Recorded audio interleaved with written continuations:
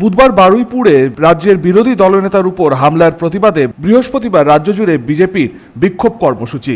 আসানসোল দক্ষিণ থানা ঘেরাও করে বিজেপির 2 নম্বর মণ্ডল। এদিন আসানসোল দক্ষিণ থানা ঘেরাও করে তারা বিক্ষোভ প্রদর্শন করেন। উপস্থিত ছিল বিজেপির কর্মী সমর্থকেরা। আপনারা জানেন যে বারুইপুরে একটা হিন্দু মন্দিরের উপর দুষ্কৃতীরা আগুন জ্বালিয়ে সেই হিন্দু মন্দির জ্বালিয়ে দেয়। ভারতীয় জনতা পার্টির প্রতিনিধি দল বিরোধী দলনেতার নেতৃত্বে, শুভেন্দু অধিকারীর নেতৃত্বে বিভিন্ন এমএলএদের নিয়ে সেখানে গেছিলেন।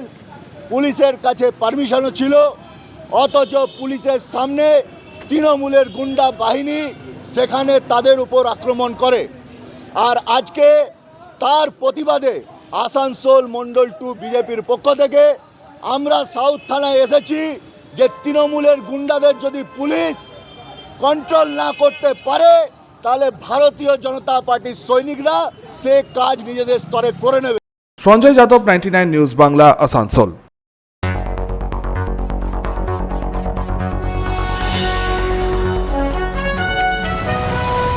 আপনারা দেখছেন 99 নিউজ বাংলা। বদলাবো আমরা।